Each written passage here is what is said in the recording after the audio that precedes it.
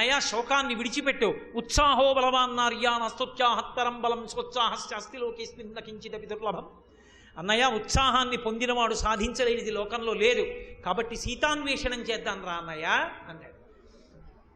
అంత నిజంగా లౌకికంగా ఆలోచిస్తే తప్పు చేసినట్టుగా కనిపించినటువంటి లక్ష్మణస్వామి నీతి చెప్పినా కూడా విన్నాడు రాముడు. నిజంరా, మన గురువులు మనకి విద్య నేర్పింది, నాకేదో ఆపదొచ్చిందని అందరినీ చంపమనే వద్దు, పద లక్ష్మణ సీతాన్వేషణం చేద్దామన్నాడు. వాళ్ళు వశవర్తులు, వాళ్ళు ఒక పని చేసే ముందు గుర్తు తెచ్చుకుంటారు గురువుని తండ్రిని.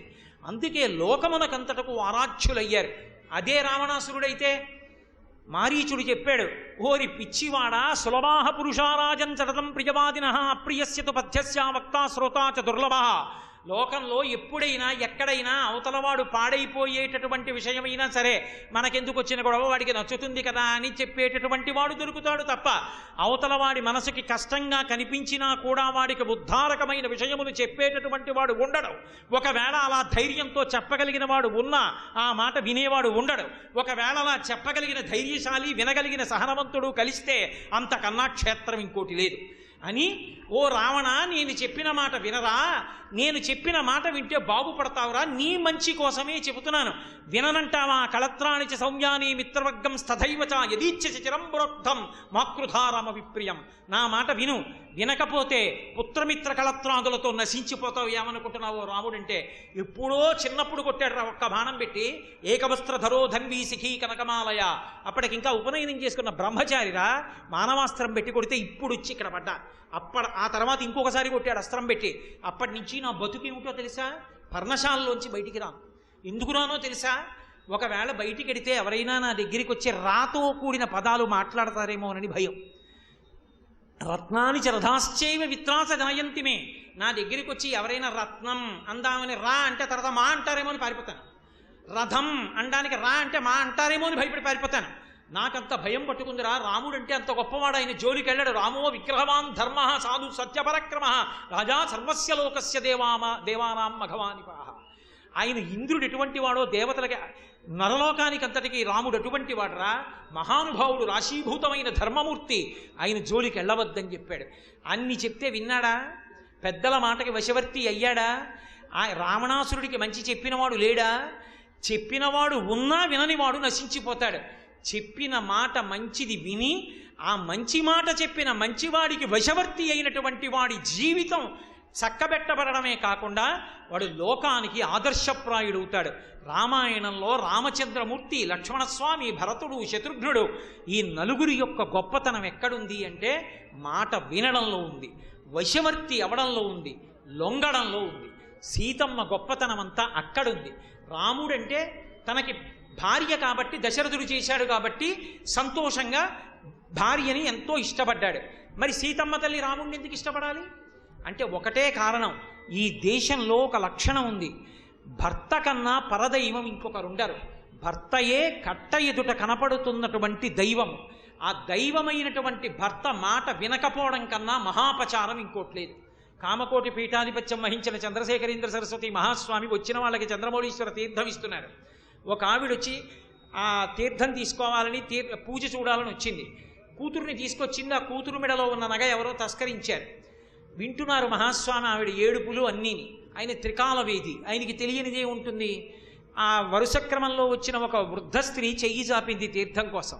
ఆయన ఇవ్వడం మానేసి పక్కన పెట్టేసి ఉద్ధరిని అన్నారు, తీసి ఇచ్చేసేయి, చేసిన పాపం చాలదా, పిల్ల మెడలో నగ తీస్తావా అన్నారు. ఆవిడంది, నేను ఇవ్వడం ఏమిటి, నేనెప్పుడు తీశాను. ఆయన ఆ మాట అన్నారని పక్క ఆడవాళ్ళు వచ్చి గబగబా ఆవిడ చీర మడతలు దులిపారు. ఆ పిల్ల మెడలోంచి తస్కరించిన నగ ఆవిడ ఒళ్ళోంచి కింద పడింది. ఆ నగ పక్కన పెట్టుకున్నారు మహాస్వామి. ఏ స్త్రీ కూతురు యొక్క నగ పోయిందో ఆమె కూతురుని వెంట పెట్టుకుని వరుస క్రమంలో తీర్థానికి వచ్చింది. తీర్థం ఇచ్చి నగ తీసి ఆవిడ చేతిలో పెట్టి, ఇంకెప్పుడూ వద్దన్న పని చెయ్యకు అన్నారు. ఎవరికీ అర్థం కాలేదు, ఏమిటి వద్దన్న పని చేసింది ఈవిడ అని. పక్కకి వెళ్ళాక అడిగారు, ఏం చేశావని అడిగారు.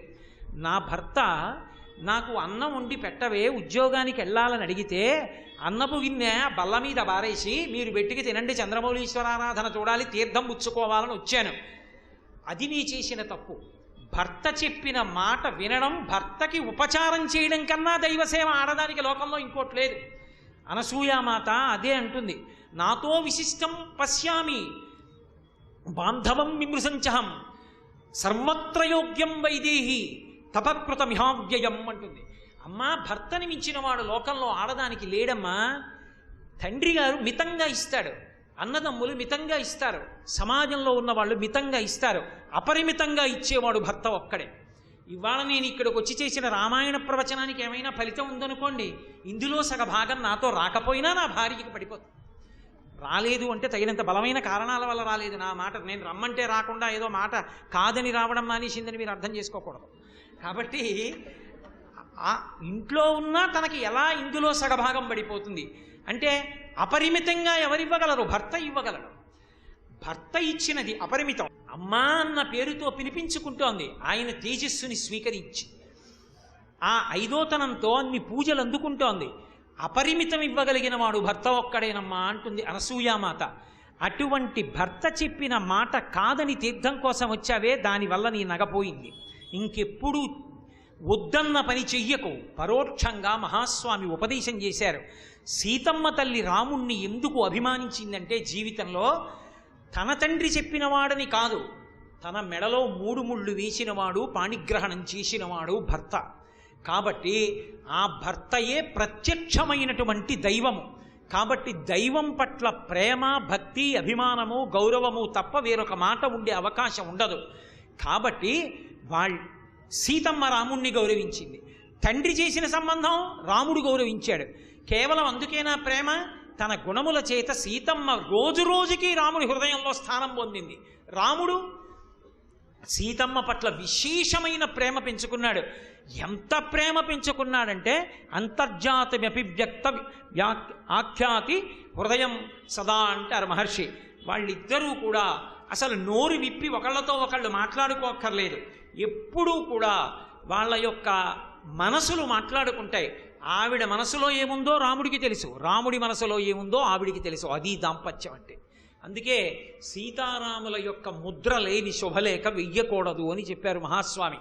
ఎక్కడన్నా పెళ్లి జరిగితే దాని మీద తప్పకుండా సీతారాముల ముద్ర ఉండాలి. అటువంటి మహానుభావుడు రామచంద్ర ప్రభు అంటే ఎవరికి లొంగాలో వాళ్ళకి లొంగినవాడు, ధర్మమూర్తి. అటువంటి రాముడికి పట్టాభిషేకం పునఃపునః చేసినటువంటి కారణం చేత ఆయనకి కాదు ఔన్నత్యం.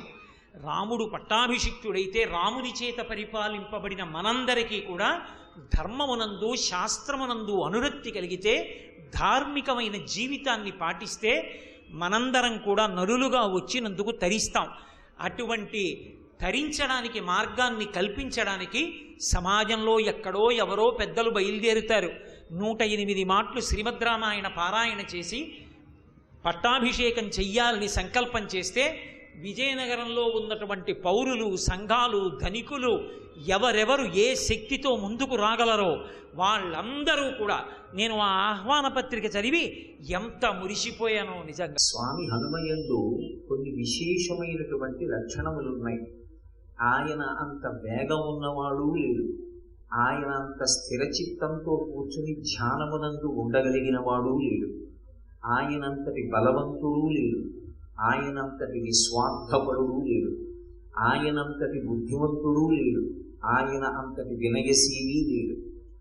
ఆయన యందు 2 భిన్నమైనటువంటి విషయములు ఏ విధమైనటువంటి ఇబ్బందిని తెచ్చేటటువంటి పోకడలు లేకుండా ఘనీభవించినటువంటి స్వరూపం స్వామి హనుమ. బహుశః హనుమ లాంటి వ్యక్తిత్వం, హనుమ వంటి స్వరూపం మళ్ళీ చెప్పాలి అంటే ఒక్క శంకర భగవత్పాదుల యందు కనపడుతుందేమో తప్ప వేరొకరిని పోలిక చెప్పడం సాధ్యం కాదు. అంతటి మహాపురుషులు స్వామి హనుమ. ఆయన కారణజన్ముడు. శాలిశూక నిభాభాసం ప్రసూతేమన్ తదాంజన ఫలాన్యా హత్తు కామావై నిష్క్రాంత దహనేవని అంటారు ఉత్తరాఖండలో వాల్మీకి మహర్షి. శాలిశూక నిభాభాసం, వడ్డుగింజ యొక్క రంగు ఏ కాంతిలో ఉంటుందో, ఏ బంగారు రంగులో ఉంటుందో అటువంటి బంగారు రంగులో ఆయన మెరిసిపోతూ ఉంటారు అని. తప్తకాంచన సన్నిభం, తప్తమైనటువంటి బంగారము ఏ రంగులో ప్రకాశిస్తుందో అటువంటి వర్ణములో ప్రకాశించేటటువంటి స్వరూపం ఉన్నవారు. మన దురదృష్టం ఏమిటంటే ఎక్కడ చూసినా హనుమని నీలం రంగు వేసి చూపిస్తూ ఉంటారు. కానీ యథార్థమునకు శాస్త్రములు ఆయన గురించి చెప్పినప్పుడు ఏం చెప్పాయంటే పోత పోసినటువంటి బంగారు ముద్దలా ఉంటారు అని చెప్పారు. సీతమ్మ తల్లికి స్వామి హనుమ దర్శనమైనటువంటి సర్గ కూడా సిద్ధి సర్గయ్యే సుందరకాండలో. అందులో వీష్టితార్జున వస్త్రంతం విద్యుత్ సంఘాత పింగళం అని వర్ణిస్తారు. తెల్ల వస్త్రములను ధరించి బంగారు కాంతితో విరిసిపోతున్నటువంటి మెరుగుల పోగు వంటి శరీరంతో ఆ ప్రకాశిస్తున్నటువంటి నేత్రములతో ఆ చెట్ల కొమ్మల మధ్యలోంచి సీతమ్మ వంక చూస్తూ సుందరకాండలో ఆయన దర్శనమిస్తారు. అటువంటి మహానుభావుణ్ణి అంజనాదేవి ప్రత్యేకమైనటువంటి కారణముల చేత ఒక మహితాత్ముడిగా స్వామి హనుమని ప్రసవించింది. ఆ ప్రసవించబడిన తరువాత ఫలాన్యాహత్తు కామావై నిష్క్రాంత దహనే వని, ఆమె 4 పళ్ళు తీసుకుని రావాలనేటటువంటి ఉద్దేశ్యంతో అరణ్యంలోకి వెళ్ళింది. అప్పుడే పుట్టినటువంటి శిశువు, ఆ పిల్లవాడు ఆకలి వేసి ఒక్కసారి ఏడ్చాడు. మహర్షి అద్భుతమైనటువంటి పోలిక చెప్పారు. శరవణ భవ అని సుబ్రహ్మణ్యుడి మంత్రం, సుబ్రహ్మణ్యుని యొక్క జననం. రెల్లు పొదలలో పుట్టినటువంటి సుబ్రహ్మణ్యుడు పాల కోసం ఇచ్చినప్పుడు కృత్తికలందరూ వచ్చి పాలు ఇచ్చి ఆయన ఆకలి తీర్చినటువంటి సందర్భము రామాయణం బాలకాండలోనే ఎలా వర్ణింపబడిందో అలా అంజనాదేవి చేత ప్రసవింపబడినటువంటి శిశువైనటువంటి హనుమ ఆకలి చేత ఒక్కసారి బాధ పొంది ఆకలి తీర్చుకోవడానికి ఏ పదార్థాన్ని తినాలి అని ఒక్కసారి చుట్టూ చూసి పైకి చూసేటప్పటికి బాలసూర్య బింబం కనపడింది. అప్పుడే ఉదయిస్తున్నటువంటి సూర్యబింబం చూశారు ఆయన. బాలార్కాభిముఖో బాలో బాలార్క ఇవమూర్తిమాన్ అన్నారు మహర్షి.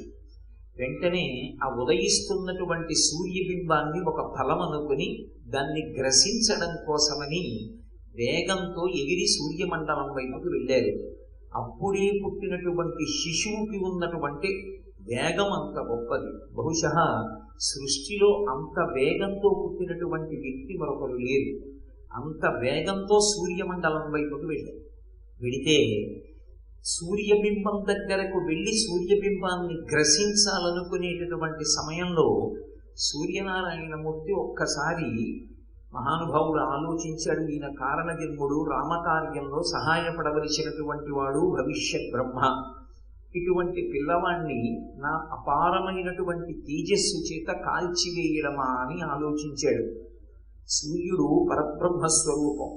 ఇకన గారు మహాభారతం చేస్తూ నిరజాకరముడు ఇష్టయై చేసిన భవ్యతపంబు ఫలమనంగా దినసముఖాకి నందిత చక్రయుగ్మకంబుల యనురాగంబు భ్రువనంగా హరిహర బ్రహ్మ మహానుభావంబులొక్కటిండాగ గరగిన గట్టి అనగా అతుల వేదత్రయ లతికాచయము పెనుగొందన్ పుట్టెడు మూలకం గమనగా అఖిల జగముల కందెరయగుచు జన సమాజ కరపుట హృదయ సరోజములకు ముకుళనంబును జృంభణంబును నచ్చి భానుబింబంబు పూర్వాద్రిపై విలింగే అంటాడు.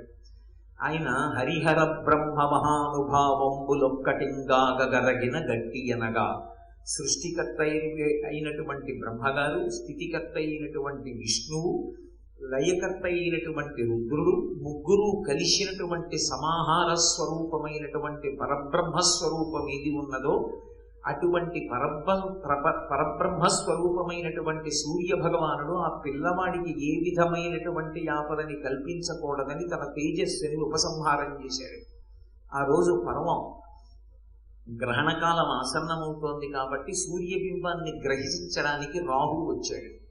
ఆ వచ్చినటువంటి రాహువుని చూసి నేను తిందామనుకున్న ఈ ఫలం కన్నా ఈ వచ్చినటువంటి వాడు ఇంకా బాగుంది, ఈ ఫలం తిందామని రాహువుని పట్టుకోబోయాడు. పర్వకాలమునందు సూర్యగ్రహణాన్ని చేసేటటువంటి వరం నాకుంది.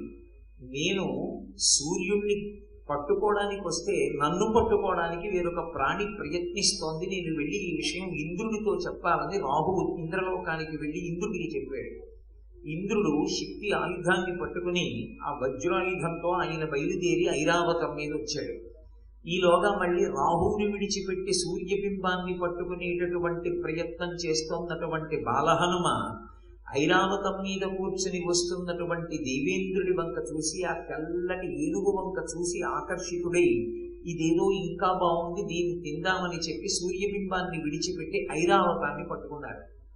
అబ్బో, ఇదొక మహాప్రాణి, దీని యొక్క తేజస్సు ముందు నిలబడడం కష్టమని దేవేంద్రుడు తొందరపడి వజ్రాయుధాన్ని ప్రయోగించాడు.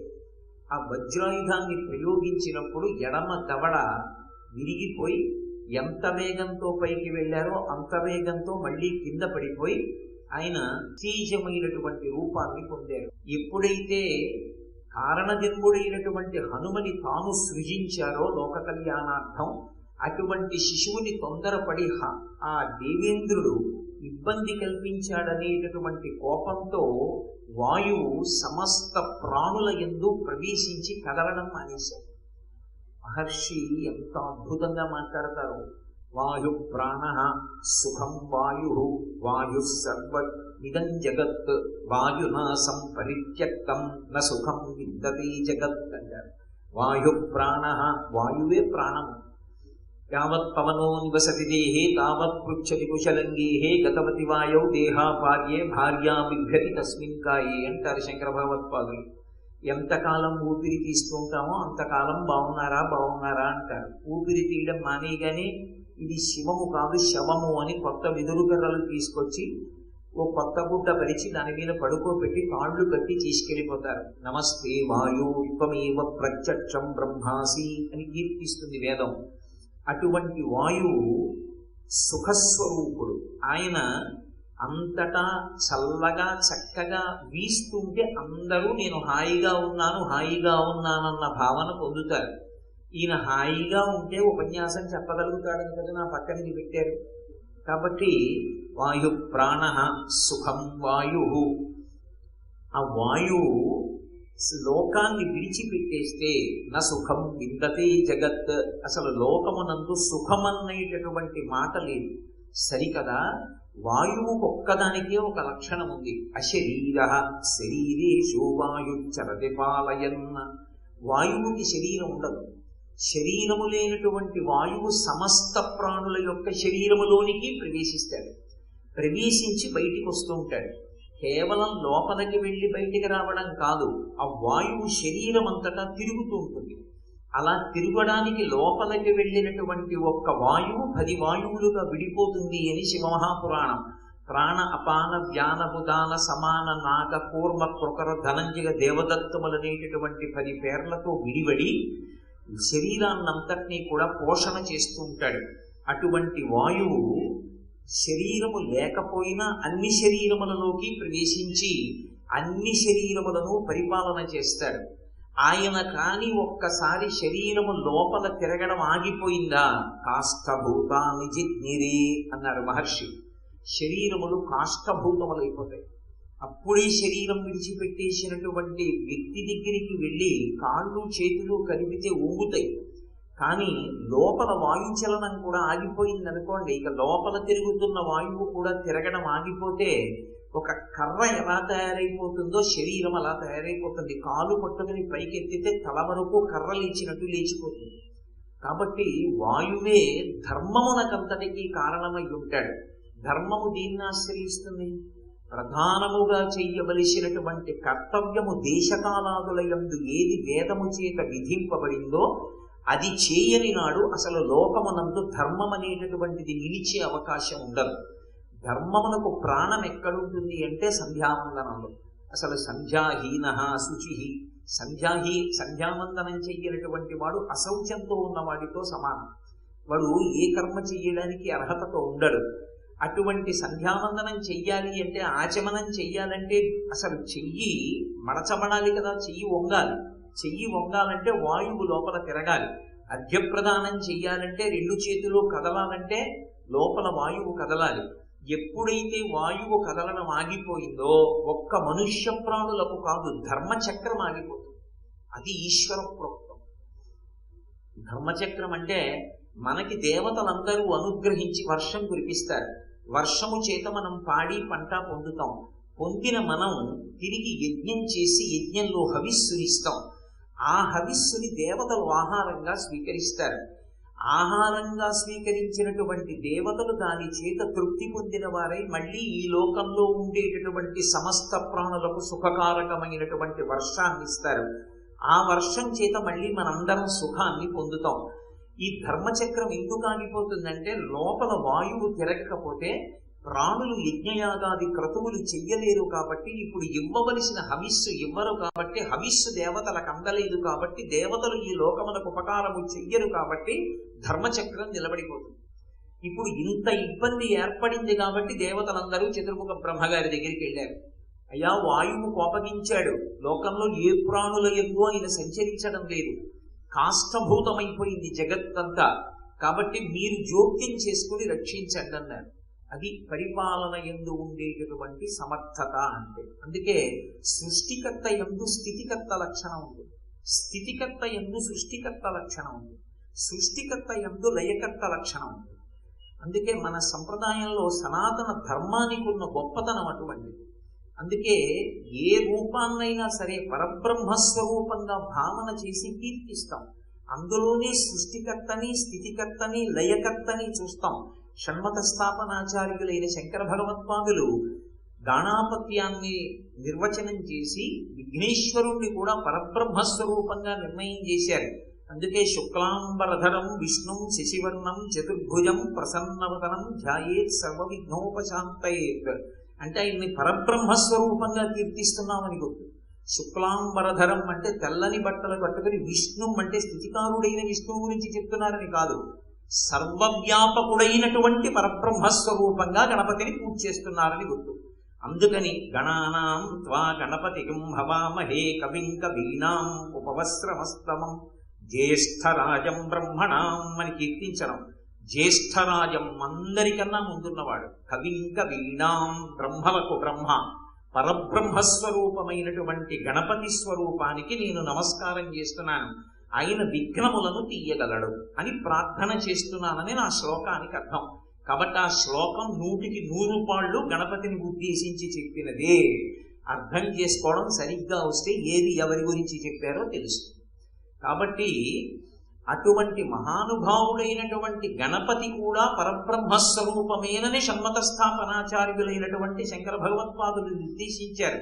లేకపోతే గణాపత్యం షణ్మతాల్లోకి ఎలా వస్తుంది, శంకర భగవత్పాదులు ఎలా చెప్తారు దాని గురించి? కాబట్టి విభాగం అంటే చేస్తారు, కానీ ఒకనాడు సృష్టికర్త స్థితికర్తగా ఉంటాడు, స్థితికర్త సృష్టికర్తగా ఉంటాడు, ప్రళయకర్త స్థితికర్తగా ఉంటాడు తప్ప గీత గీసుకుని ఇది నేనే చేస్తాను తప్ప వేరొకరు చేసే కార్యం కాదు అని ఎవరు అనరు. సర్వం శ్రీ ఉమామహేశ్వర పరబ్రహ్మార్పణమస్తు.